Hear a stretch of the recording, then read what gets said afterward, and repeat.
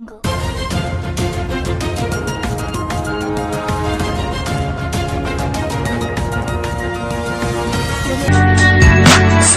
Express, खबरों से एक कदम आगे। नमस्कार, संवेदना एक्सप्रेस में आप सभी का स्वागत है। आज हम दमन दीव वासियों के लिए गर्व की बात है। उमेश पटेल जो दमन दीव के सांसद हैं, उन्हें ब्रिटिश पार्लियामेंट में गुड गवर्नेंस पर भारत का प्रतिनिधित्व करने का सौभाग्य प्राप्त हुआ। हमें इस बात का भी गर्व है कि वे दमन और दीव के पहले सांसद बने जिन्हें किसी विदेश की पार्लियामेंट में बोलने का अवसर मिला। ब्रिटिश संसद में आयोजित इंडो यूरोपियन अंतर्राष्ट्रीय बिजनेस कॉन्क्लेव में भारत के एवं अन्य देशों के सांसदों एवं एमएलए, बिजनेसमैन लोगों ने भाग लिया, जो 11 सितंबर से 14 सितंबर 2024 तक चलेगा। तो अभी के लिए बस इतना ही। प्रदेश के ऐसे ही अन्य बेहतरीन खबरों के लिए जुड़े रहें हमारे चैनल के साथ। तब तक के लिए धन्यवाद। सभ्यताओं से बना हुआ है वो आप सब जानते हैं।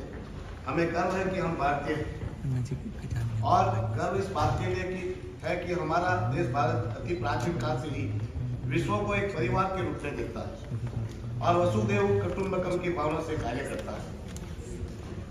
हमारे भारत की महान परंपरा है कि परंपराओं के तहत हर व्यक्ति की सुरक्षा एवं सलामती को हम अपना कर्तव्य ही नहीं बल्कि अपना धर्म समझते हैं।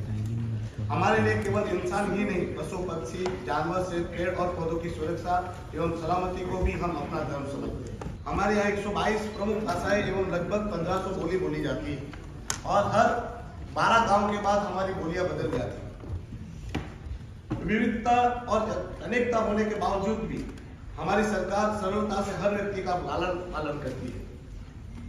सुशासन मानवाधिकार सम्मान और कानून का शासन सुनिश्चित करता है तथा लोकतंत्र को मजबूती, लोक प्रशासन में पारदर्शिता एवं सामर्थ्य को बढ़ावा देता है। सुशासन का सामान्य अर्थ है अच्छा शासन, लेकिन सुशासन की पश्चिमी और भारतीय अवधारणा में अंतर है। पश्चिमी जगत में सुशासन को आधुनिक अवधारणा का उद्भव मुख्य रूप से शीत युद्ध के बाद से होता है, जो कि प्रशासन को प्रबंधन से जोड़ता है। इसके प्रमुख लक्ष्य प्रशासन की भागीदारी, पारदर्शिता, प्रतिस्पर्धा, प्रभावशीलता, कुशलता तथा जवाबदेही लाना है। जबकि सुशासन को लेकर भारतीय अवधारणा पश्चिमी जगत से थोड़ा भिन्न है। भारत में सुशासन का संबंध सर्वजन हिताय सर्वजन सुखाय अर्थात सबका भला तथा सबकी खुशी के लिए होता है। सुशासन का उद्देश्य समाज के अंतिम पायदान पर खड़े व्यक्ति का कल्याण है। यदि हम भारतीय समाज की चिंतन का विश्लेषण करें तो प्राचीन काल से ही सुशासन की अवधारणा का परिचय मिलता है। कौटिल्य के अर्थशास्त्र से लेकर वर्तमान भारतीय संविधान में भी सुशासन की अवधारणा को स्पष्ट रूप से देखा जा सकता है। चूंकि प्रशासन की अवधारणा आम जन से जुड़ी हुई है, इसलिए लोकतंत्रीकरण एवं सुशासन की अवधारणाएं एक दूसरे की पूरक है। कौटिल्य के अर्थशास्त्र में राजा के कार्य को लोगों के कल्याण को सर्वोपरि माना गया है। महात्मा गांधी के चिंतन को मूल सुराज और सर्वदेव है, जिसका अनिवार्य रूप से मतलब है सुशासन। विवेकानंद जी का दरिद्र नारायण एवं दीनदयाल उपाध्याय का अंत्योदय का दर्शन सुशासन की अवधारणा से गहरे तौर पर जुड़ा हुआ प्रतीत होता है। भारतीय संविधान सुशासन की अवधारणा के लिए मार्गदर्शक और विरोध दस्तावेज। भारत में मनरेगा, निःशुल्क शिक्षा, अधिकार, सिटीजन चार्टर, लोकपाल की नियुक्ति, सुशासन की स्थापना एवं लोकतंत्रीकरण की दिशा में महत्वपूर्ण एवं प्रभावी कदम। ई गवर्नेंस सुशासन का भविष्य और भारत का रूपांतरण एवं पारदर्शी एवं डिजिटल रूप में सशक्त देश के रूप में करता है। भारत में आधार, डिजिटल इंडिया और यूपीआई जैसी योजनाओं के माध्यम से डिजिटल गवर्नेंस को मजबूत किया है। ई गवर्नेंस की दिशा में भारत ने महत्वपूर्ण कदम उठाए। ई गवर्नेंस के संबंध में भारत की मिनिमम गवर्नमेंट मैक्सिमम गवर्नेंस की अवधारणा की दिशा में महत्वपूर्ण प्रयास है। भारत मंगल पर एक ही बार में पहुंचाने वाला विश्व का पहला देश है। मंगल पर पहुंचाने के लिए मंगलयान का खर्चा एक हॉलीवुड की मूवी से भी कम था। खर्च था अंदाजित $75 मिलियन ओनली। इतना ही नहीं, हमने चांद के साउथ पोल पर चंद्रयान को उतारकर विश्व को अपनी क्षमता का परिचय दिया है।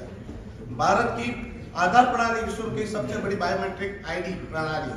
भारत की आयुष्मान भारत योजना विश्व की सबसे बड़ी मुफ्त में देने वाली हेल्थ बीमा योजना है, यदि दुनिया की सबसे बड़ी सरकारी स्वास्थ्य सेवा योजना में से एक। हाल ही में भारत में लोकतंत्र के सबसे बड़े पर्व यानी कि आम चुनाव 7 चरणों में संपन्न हुए। ये अपने आप में एक मिसाल है। इतना ही बड़े स्तर पर चुनाव बिना किसी हिंसा के संपन्न हुए। भारत देश में आज तक कभी भी मार्शल लॉ लागू नहीं हुआ, क्योंकि संविधान के द्वारा भारत में लोकतंत्र की नींव को मजबूती से रखा गया। कोरोना काल में भी सबसे बड़ा चैलेंज था कि इतनी बड़ी जनसंख्या को सुरक्षित रखना और कानूनी व्यवस्था को बरकरार रखना। मतलब सलामती भी रखना, सलामती भी देना और सुरक्षित भी रखना। विश्व में हर कोई कह रहा था कि भारत जैसा विकसित होने वाला देश कैसे इतनी बड़ी जनसंख्या को कंट्रोल कर पाएगा और कोरोना की महामारी से कैसे बचेगा, किंतु हमारे भारत ने यह करके दिखाया और हमने साबित किया कि हमारी सरकार किसी भी विकट परिस्थिति का सामना करने में सक्षम है। और इससे बड़ा गुड गवर्नेंस क्या हो सकता है? कोरोना की महामारी में विश्व के विकसित देशों ने मात खाई। चीन को सुपर पावर माना जाता है, इटली को विश्वविख्यात हेल्थ फैसिलिटी के लिए माना जाता है, अमेरिका विश्व का सबसे शक्तिशाली देश माना जाता है। ऐसे एक से एक विकसित देश, बड़े देश भी कोरोना के सामने जूझते नजर आए, पर हमारे भारत ने कोरोना का डटकर सामना किया और कोरोना को हराया और इतनी बड़ी जनसंख्या को बचाया भी और सुरक्षित भी रखा। इतना ही नहीं, सबसे कम मृत्यु का दर हमारे भारत में ही रहे। साथ ही कोरोना के रोकथाम के लिए टीकाकरण में विश्व में सभी देशों में हमारा भारत प्रथम रहा। इससे बड़ा गुड गवर्नेंस क्या हो?